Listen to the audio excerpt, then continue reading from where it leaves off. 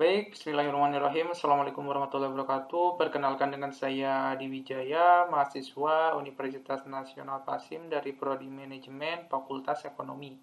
Nah, di sini saya akan mempresentasikan materi atau tugas, yakni mengenai penyelesaian kasus dari sudut ekonomi makro.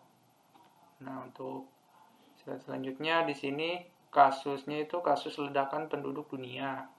Nah, ledakan penduduk dunia ada dikarenakan tingginya angka kelahiran, sedangkan angka kematian menurun drastis.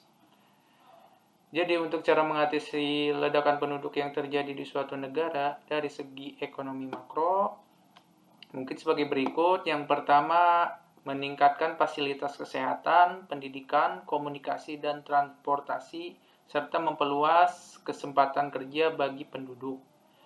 Nah, untuk yang kedua, menyelenggarakan pendudukan mengenai lingkungan hidup dan kependudukan untuk menampung para tenaga kerja.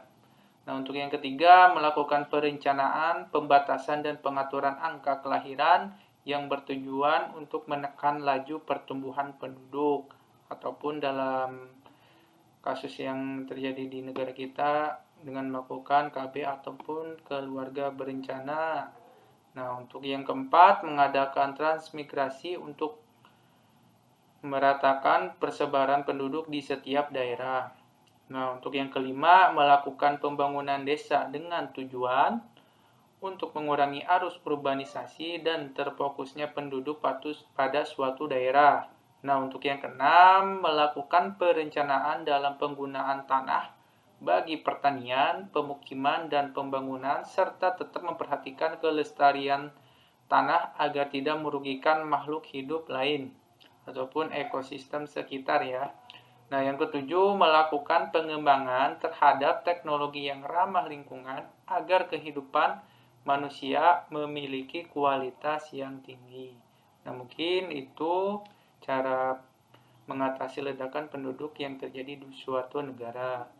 Next, untuk slide selanjutnya, teori ekonomi klasik, teori ekonomi Keynesian. Nah, jadi maksudnya di sini itu menurut satu pandangan ya. Nah, untuk yang pertama, teori ekonomi klasik.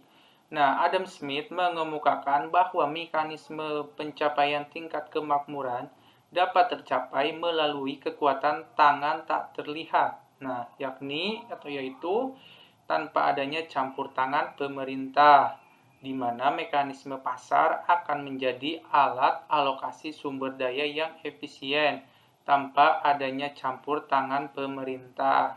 Itu kan. Nah, untuk dari sudut teori ekonomi Keynesian, menurut John Maynard Keynes, teori makroekonomi tentang pengeluaran total atau permintaan agregat dalam perekonomian dan dampaknya terhadap output dan inflasi, pemerintah ikut campur tangan dalam mengatur hal ini.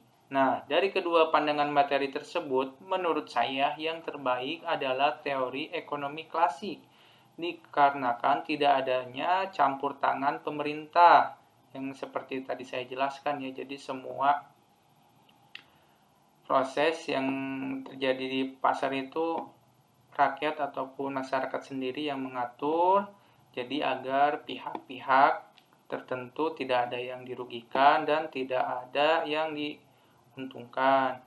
Jadi itulah yang saya pilih. Dan next, untuk slide selanjutnya, nah di sini mengatasi resiko peningkatan stagflasi. Nah, stagflasi adalah atau merupakan kondisi ekonomi ketika inflasi dan kontradiksi terjadi dalam satu waktu. Hal ini ditandai dengan kombinasi pertumbuhan ekonomi yang stagnan.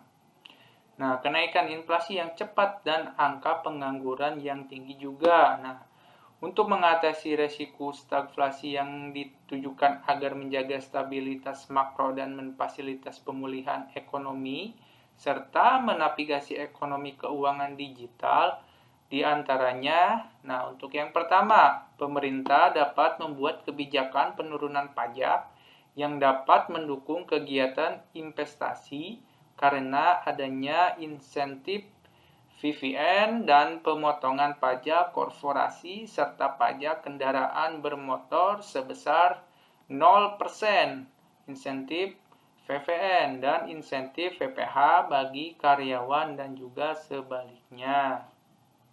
Nah, untuk yang kedua, untuk mengatasi jumlah uang yang beredar di masyarakat. Nah, perusahaan dapat melakukan pemotongan upah kerja karyawan. Nah, cara ini dapat menekan kenaikan tingkat inflasi. Juga pemerintah perlu mengurangi angka pengangguran demi mengatasi stagflasi. Nah, mungkin ini juga agak kontroversial ya dalam memotong upah karyawan juga ya, pasti ada pihak yang diuntungkan, ada yang pihak dirugikan, dan ada pihak yang menerima atau enggak. Tapi demi tujuan untuk mengatasi stagflasi, mungkin hal ini bisa dilakukan ya. Nah, untuk yang ketiga, para investor perlu melakukan diversifikasi investasi untuk mengamankan asetnya di tengah situasi perekonomian yang menurun. Ya, bukan masalah lari dari tanggung jawab ataupun itu ya, tapi mengamankan investasi di saat ekonomi kembali lancar kan, toh mereka bisa survive atau bisa membangun ulang usahanya dan juga akan meningkatkan peluang kerja atau lowongan pekerjaan. Oke, next untuk slide selanjutnya. Teori yang mendasari terjadinya peningkatan stagflasi adalah teori Keynesian. Nah, di mana menurut John Maynard Keynes, situasi makro suatu perekonomian ditentukan oleh apa yang terjadi dengan permintaan agregat di masyarakat.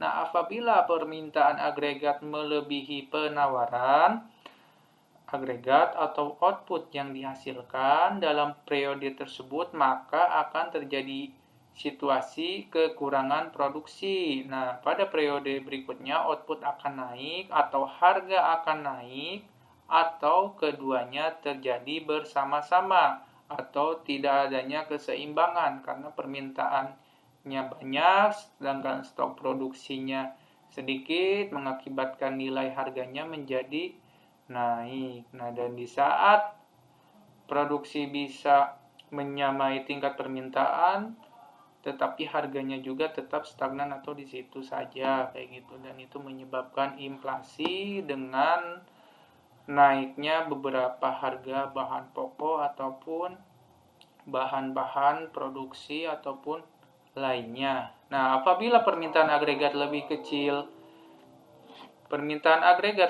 daripada penawaran agregat, maka situasi kelebihan produksi terjadi. Nah, pada periode berikutnya, output akan turun atau harga akan turun, atau keduanya terjadi bersama-sama.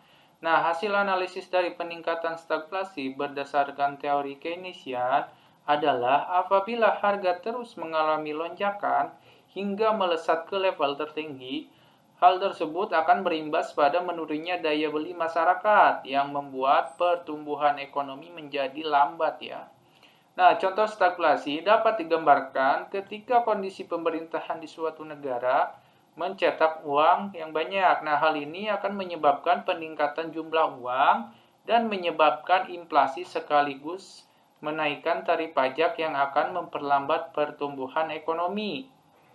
Oke, next untuk slide selanjutnya. Nah, untuk mengatasi kasus agregat supply dan permasalahan supply ayam di Singapura. Nah, di kasus ini, kasus agregat supply ayam di Singapura, di mana Singapura tengah kesulitan dalam mendapatkan stok daging ayam setelah Malaysia menghentikan ekspor dan Indonesia memiliki peluang untuk masuk ke dalam pasar tersebut. Nah, demi memenuhi permintaan ekspor, tentu pemerintah perlu memastikan agar stok daging ayam di dalam negeri sudah tersedia. Nah, salah satunya adalah dengan mendorong setiap pembibitan ayam ras dapat mengatur dan menyesuaikan produksi Day of Chicken Final Stock atau DOCFS ya, atau anakan ayam ya yang kecil kalau di kita mah ya, bahasa kampungnya ya, yakni mengacu kepada mekanisme pasar.